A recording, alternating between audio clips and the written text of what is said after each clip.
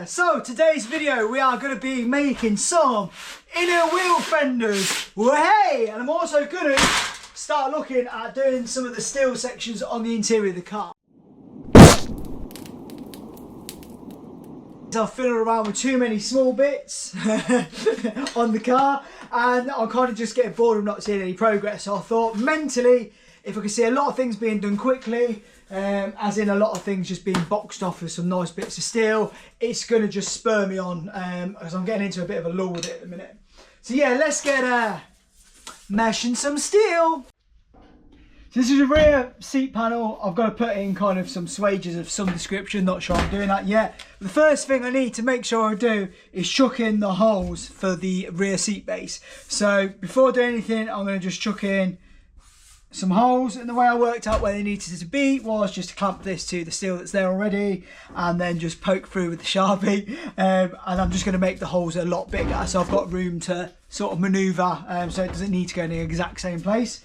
So yeah, let's chuck some holes in and go from there.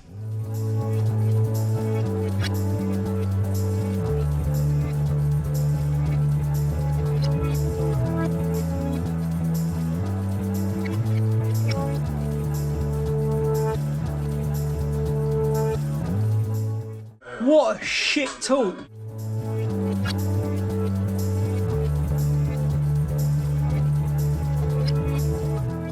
So I made a full-on abortion with that. I like to use a cone cutter in the end, and it's all bent. So I'm going to just hammer all this flat again, clean it up with a grinder, and then hopefully get on to the next stage.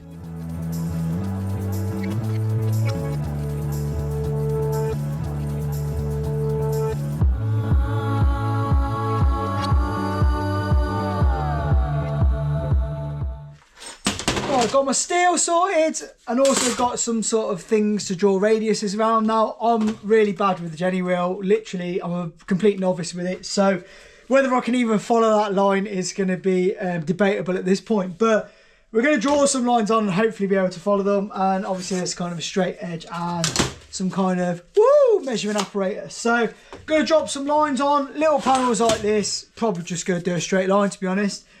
Bigger panels like the seat base, I'm going to try, but I don't think it's going to happen. I'm going to try and do kind of sort of like some sort of square.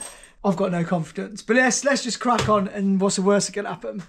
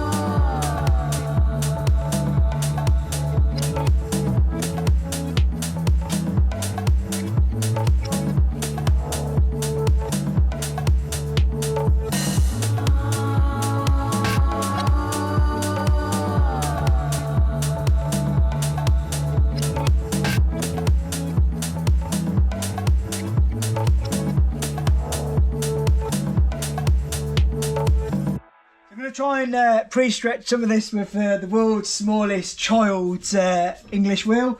So I'm just going to run where my design is, I'm just going to kind of like this with it all around, just follow it around and try and put a bit of kind of bend in the panel till it kind of is a bit wibbly wobbly, and then it hopefully is ready for putting the genuine on. So let's give it a go. What's the worst that can happen?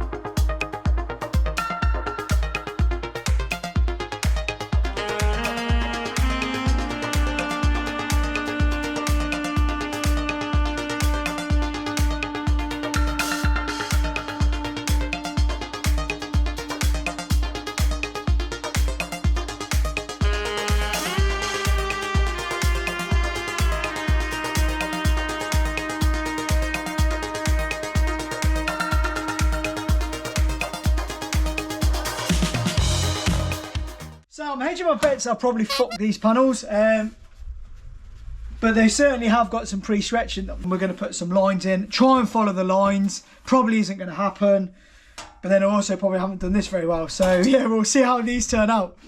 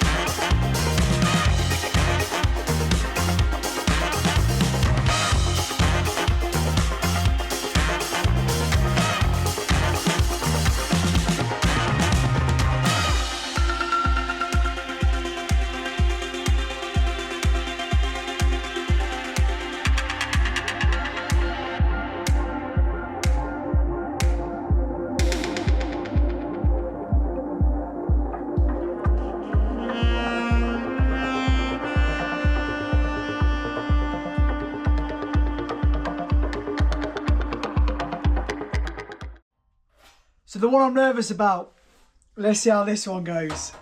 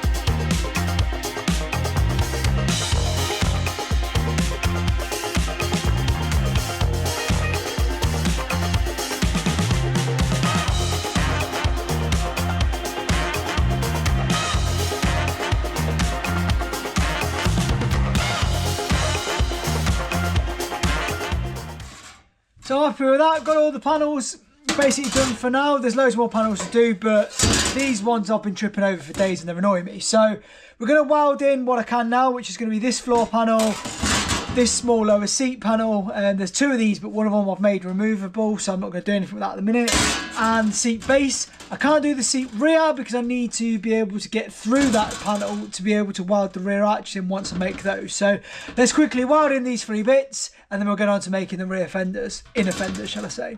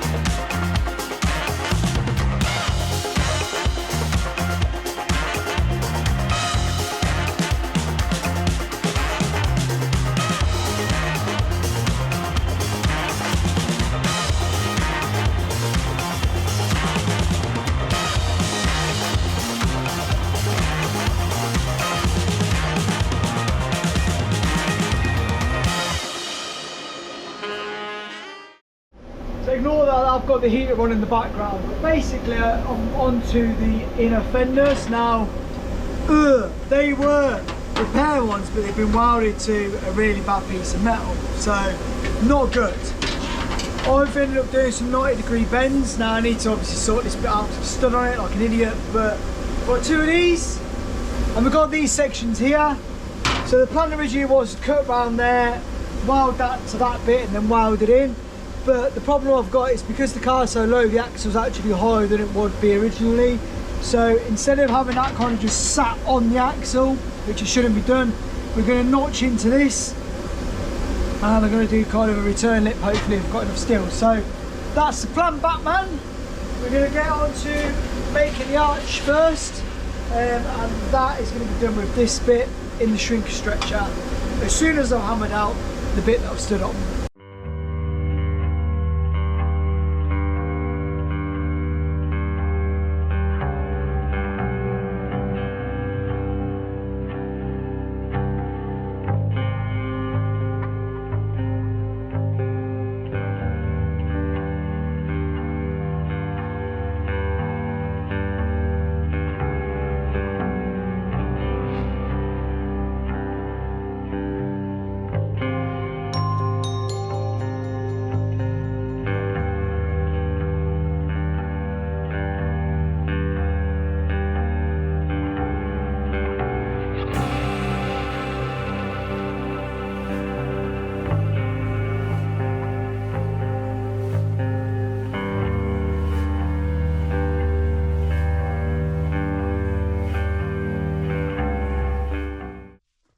One done.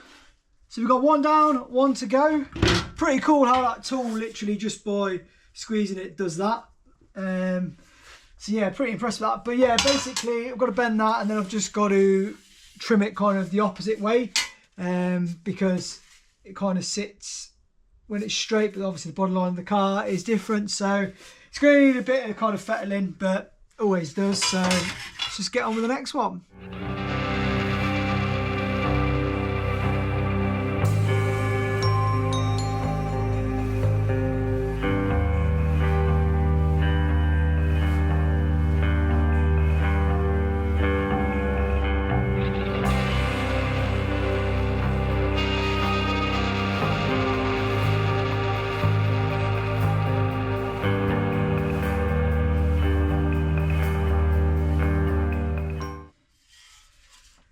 So with these done, I've now got basically a stencil to mark out kind of the inner sheet metal. So I've dropped that onto the bits that have the 90-degree cut on, as you can see, and I've just drew a line all the way around, inside and out. That's given me a cut line, so as long as I cut within the outer line, it should fit in nicely into this piece here. And then if it was a standard Model A, these would be done. Although to be fair, I'd probably put a couple of swage lines in them. However, on mine, because again it's lower, I'm going to then look at kind of notching a middle bit out.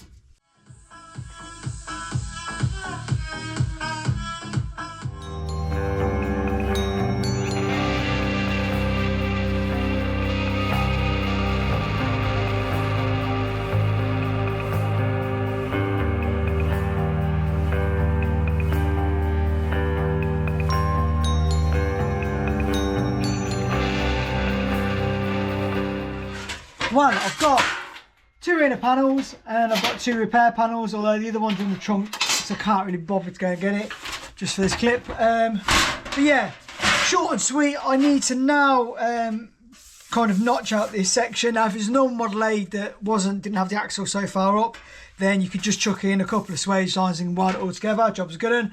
However, my kind of axle is roughly about this sort of size. Probably will sit there, and then obviously there'll be a little bit of bump. So what I'm going to do is make sure I notch it out massively, and yeah, kind of give as much clearance as possible.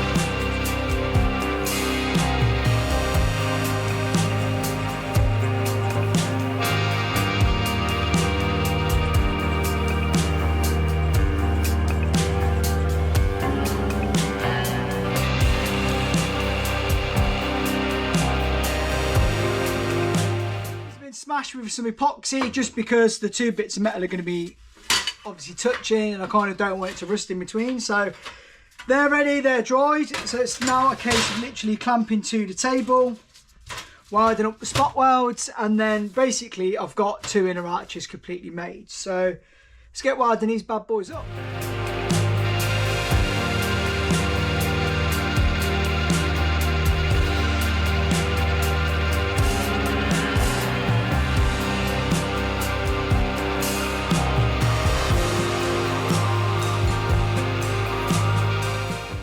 One down, one to go.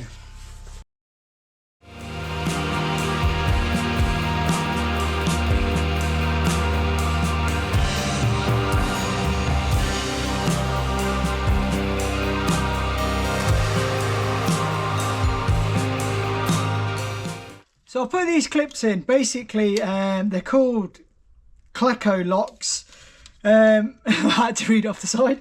But basically, you drill a hole through and you squeeze that so it's a smaller diameter, and then as you release that, it expands out, and then that allows you to basically hold 2 panels together without welding them.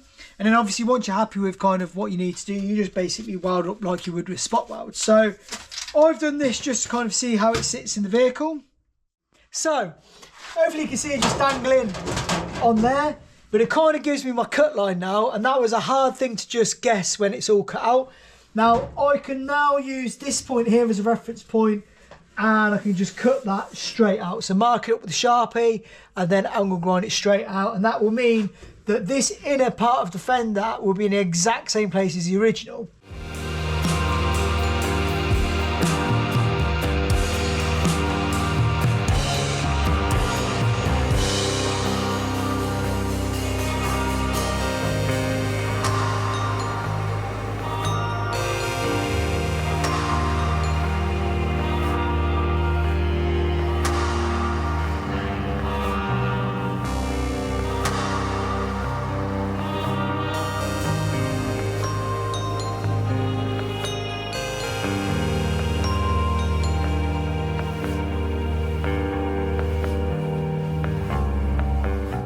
clamps all the way around, but I'm going to start from the rear and go forwards.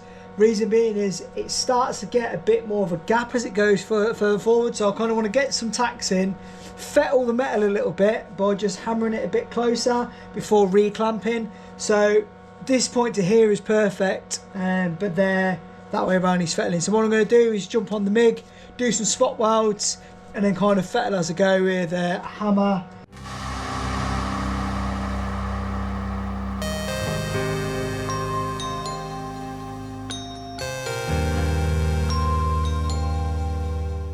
We're welded up. Now it's not the tidiest weld, but it is obviously a seam weld all the way around nonetheless, made up with loads of little spot welds. So I'm going to smash on a flat disc and I'm going to clean this back as best I can.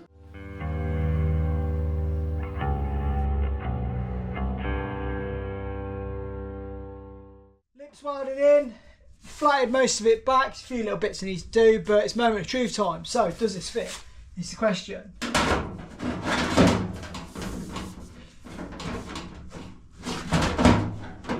I would say that fits beautifully. However, I now realise I probably do need to put a swage line in it.